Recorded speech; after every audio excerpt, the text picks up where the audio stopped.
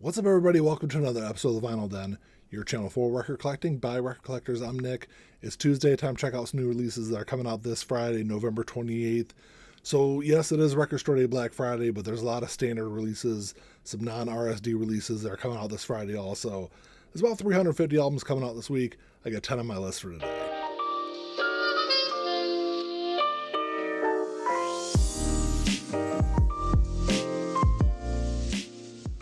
There's a bunch of links down below. You got links for the Vinyl Den Facebook group, for the merch page, for the Spotify and Apple Music playlist that I put together every week, and the Patreon page. So make sure you check all that out. Like always, if you enjoyed the episode, make sure you give me a thumbs up, hit that subscribe button down below, and make sure you hit that notification bell so you're notified every time I release new episodes. Like I said in the intro, it's about 350 non-RSD releases that are coming out this Friday, which compared to a normal week is definitely a lighter week than usual. I still have 10 albums to talk about on the show today, so if there's something you're looking forward to that I'll have on here, make sure you drop me a comment down below. Let me know what you're looking forward to grabbing. And like always, if you're unable to find these new local brick and mortar stores, they should be all available online. I'll put links down below in the comment section for them. You can also always go over to the Vinyl Den store on Amazon. All the pre-orders are on there. There's new releases. There's deals on records. All sorts of cool stuff. Check out.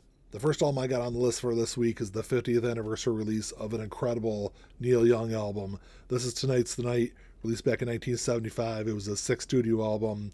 So the 2 LP release, it's going to run you about $50. There's a standard black version of this. There's also a indie exclusive version that's going to be on clear vinyl. So Tonight's the Night was actually recorded about a year after he recorded Harvest, which I've long considered, if not Neil's best album, I think it's definitely one of his top 3 albums. But the album wasn't released until 1975. It was actually recorded before On the Beach, but wasn't released until a year after. And Tonight's the Night is the 3rd and final release in what's known as the Ditch Trilogy from Neil Young. So you've got Time Fades Away, On the Beach, and then Tonight's the Night, which were the 3 albums that were released after Neil would release Harvest, and his career would absolutely blow up. And all 3 of those albums would have this darker tone on them, as I think Neil was really trying to deal with all the success that he had after Harvest came out. And the album was dedicated to 2 of Neil's friends, Danny Whitten and Bruce Berry, who died about a year before the album was recorded. And for this anniversary edition, you are getting some additional material.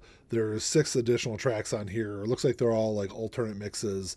I think there's also a couple of demo tracks on there. I know $50 is a lot to drop on an album, so if I can grab this on sale at some point in the near future, I probably will grab a copy of it. I love this period from Neil Young. And he's had so many other great albums across his career. I feel like Tonight's the Night is one of those albums that, like I said, I definitely put it up there as one of his better albums, but I feel like it just doesn't get talked enough, in the same light as some of his other great albums.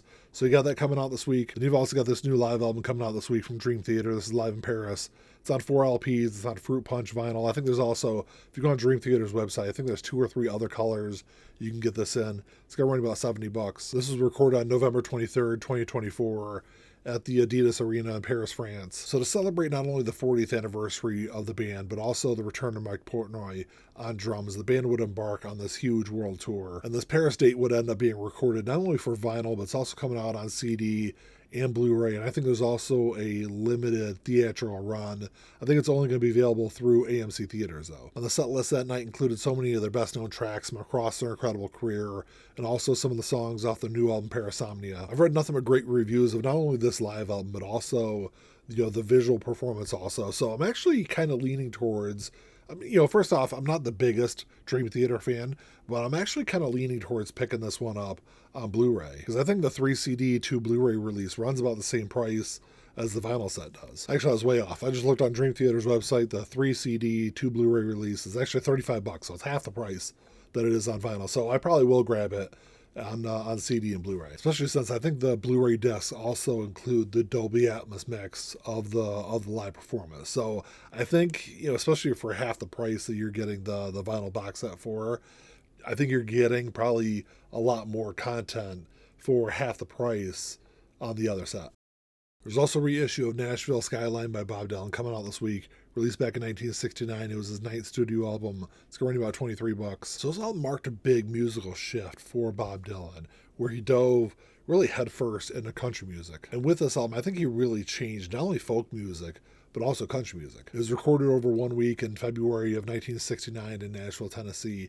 And, Bob really kind of started like dabbling with country music on his previous album, John Wesley Harding, which was a return to more of an acoustic sound from Bob, but he really expanded on that country sound with this album. And I think the end result is probably his best album since Highway 61. Yes, I know Blonde on Blonde was in between those two albums, but I've never been a huge fan of that album. I know some people out there would consider that blasphemy. That's not to say that Blonde on Blonde isn't a good album. I think that this album, just in certain ways, I think is kind of a notch better. I think Nashville Skyline would be Bob's last great album until Blood on the Tracks. There's a great duet on here with Johnny Cash also. It's one of those albums that I think if all you know from Bob Dylan are all those big albums, you might have overlooked this one for a very long time. And I think it's worth going back and revisiting this album from him. For $23, it's one that I might grab a copy of it this week when I'm at the record store for Black Friday. And then it's funny that Joan Baez also has a reissue coming out this week because there's, especially from the 60s, there's so many ties between the two of them, especially with this album. But there's a reissue of Diamonds and Rust also coming out this week, released back in 1975. It was her 16th studio album. It's running about $35. I think this is an album that's kind of widely seen as her best album. I think it is her most commercially successful album. It ended up hitting number 11 on the Billboard 200. It would go gold here in the U.S. It's largely a covers album with some great tracks on there by Jackson Browne, Stevie Wonder, the Allman Brothers, Bob Dylan. But there's also some original tracks on here also. The album's probably best known for the title track, which is a song that Joan wrote about her relationship with Bob Dylan back in the 60s, even though for the longest time she denied that that was the inspiration for the song. And even though that was the rumors and that was pretty much everyone knew that the song was about Bob, I don't think it was until her autobiography came out that she finally admitted to it. At least that was the first time I remember reading that she confirmed it. I was never a big fan of Joan's music, but this is one of those albums I can listen to over and over again. It's easily my favorite album from her. There's also a reissue of the self-titled debut album from the Stone Roses coming out this week. Released back in 1989, it's got running about $24. This album would really become the blueprint for a lot of that Britpop movement that would happen in the 90s. You know, looking back on it now, I think it's kind of widely seen as one of the more important British rock albums of the late 80s and early 90s, but it took a while for it to kind of start getting some traction in the mainstream. It wasn't really until the very end of 89 when people really started noticing that album and it started climbing the charts. But I've always found it kind of interesting because they're one of those bands that did really well in the UK. You know, they were one of the more important bands in British rock in the 90s, but they never really did all that well here in the US. Yeah, they hit number 19 on the charts in the UK, but this album peaked at number 89 here in the US. Yeah, people knew who they were, and yes, this album was kind of popular, but just never to the extent that it was in Britain. And it's still a great album, even, 35 plus years later. I don't have a copy of it in my collection. I probably will grab a copy of it this week. That's one thing, that's the nice thing about Record Store Day Black Friday is a lot of record stores will have sales. So, even some of the more pricier titles that are coming out this week, if I go to my local record store on Black Friday, I could probably grab a couple of these titles a little cheaper than the list price. But even at $24, that's a great price for that album. So you got that coming out this week. Then you also got a reissue of Painkiller by Judas Priest. Released back in 1990, it was their 12th studio album. 35th anniversary release, it's going to run about $24. So this album was released following their highly publicized trial where they were cleared of all civil charges. They were found not liable for the attempted suicide of two men in 1985. And it was all related to supposed subliminal messages that the band had in their music, which was, complete bullshit. I think it was all related to the, satanic panic that was going on in the 80s, because it wasn't just Judas Priest. There were other bands that went through similar things. I know Ozzy Osbourne was sued also. And it'd be a hugely successful album. The band would be nominated for a Grammy Award off of this album that they would go on to lose to Metallica. But this would also be the band's last album with Rob Halford on vocals until 2005. It's one I haven't listened to in a very, very long time. So it's one I need to go back and revisit. There's also great music on vinyl release that's coming out this week. This is Let Your Dim Light Shine by Soul Asylum. Came out back in 1995. It was their 7th studio album. So this is limited to 2,000 copies. It's going to be on flaming yellow vinyl. 30th anniversary release. It's going to run you about $39. So this is the follow-up to their huge breakthrough album, Grave Dancers Union. And while this album didn't have a song as big as Runaway Train on it, Misery was a big single. The song would hit number 20 on the Billboard Hot 100. Weird Al would end up parodying it on one of his albums, which in the 90s was a sign that you'd made it. I don't think it's as impressive of an album as Gravedancer's Union, but I don't think it's really all that far off. I think it's another one of those albums where, yes, Misery was the one big track off of it, but, so many other really good songs on this album that make it such a great album overall. So one thing I wish I would have done differently for this anniversary release is when this album came out, there was a Japanese version of it that had a bonus track on it. They had a cover version of Hope by the Descendants. I wish I would have added that in as a bonus track on this anniversary release. But it still really doesn't take away from this release. I will say that music on vinyl releases can be kind of tricky to get here in the US. They're pressed over in the Netherlands, so sometimes it could take an extra week or two to make it over here. So if I come across a copy of it in one of my local record stores, maybe I'll grab a copy of it. You've also got Teddy Swims' I've Tried Everything But Therapy, the complete edition. It's coming out this week.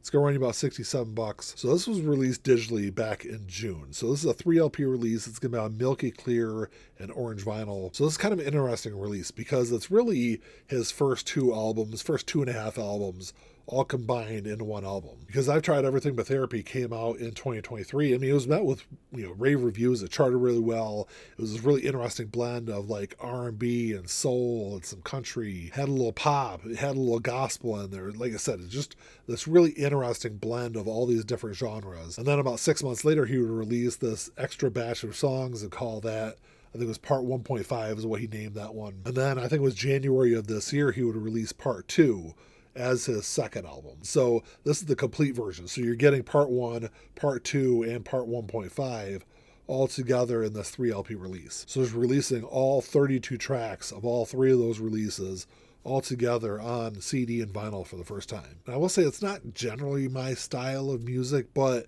what I've heard off of it, I mean, he's got some damn good tracks on here. So it's definitely one I need to sit down and listen to the entire thing when it gets released. I'm not going to drop $70. That's a lot of money for me to drop on an album. But depending on what I like from his first 2 albums, maybe I'll go back through and pick up one of those. There's also a reissue coming out this week from Buckcherry. This is Black Butterfly, released back in 2008. It was their 4th studio album.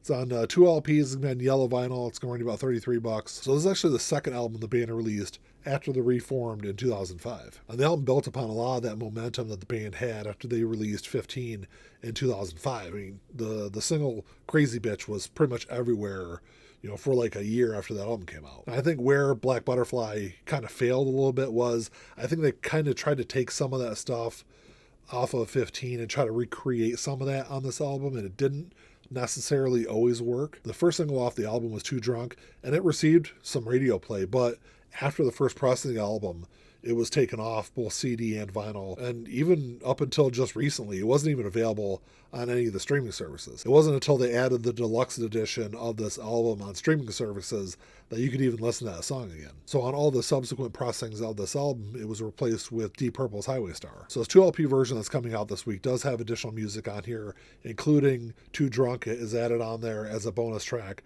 but also has demos on there. There's acoustic versions. So the thing I always thought was kind of interesting about this album is, even though I think overall 15 is a much stronger album, Black Butterfly actually charted better. It reached number 8 on the Billboard 200.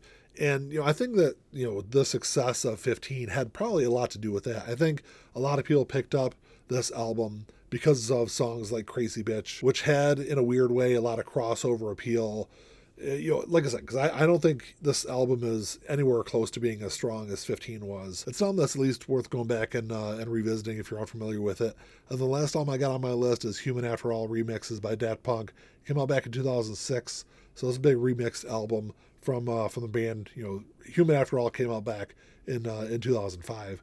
But this is a 2 LP release. It's going to run you about $38. Human After All, the original album, was kind of a different album for Daft Punk. Their previous album was more like a kind of straightforward kind of disco and house album, where Human After All was more like guitar driven. Yes, it was still electronic, but it was kind of heavier with guitars. But I do have to admit, I've never heard any of the remixes of the songs off of the album. But I know this is something that fans have been waiting a long time to finally come out, even though the remix album was not met with great reviews when it came out, because when this first came out in 2006, it was exclusively released in Japan, and then it was reissued in 2014 with, I think it was 4 or 5 additional tracks. So this is something that really has never been available to Daft Punk fans, at least on any kind of wide scale. So, like I said, I know a lot of Daft Punk fans have been waiting a long time to finally get a copy of that this week.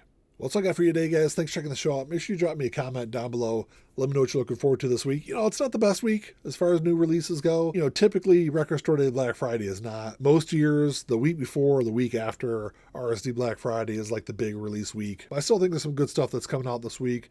The Neil Young album, $50 is a lot for me. I don't know. If I can get it for like 10 or $15 cheaper, maybe I'll grab a copy of it. That Bob Dylan album, that Stone Roses album, I'll probably grab copies of both of those while I'm at the record store. I don't know. Record Store Day Black Friday might be kind of pricey. I don't know. It depends on what I grab for Record Store Day, really. But I don't know. Let me know what you guys are looking forward to. Like always, if you enjoyed the episode, make sure you give me a thumbs up. Hit that subscribe button down below. That's all I got. Until next time, keep on spinning. Peace.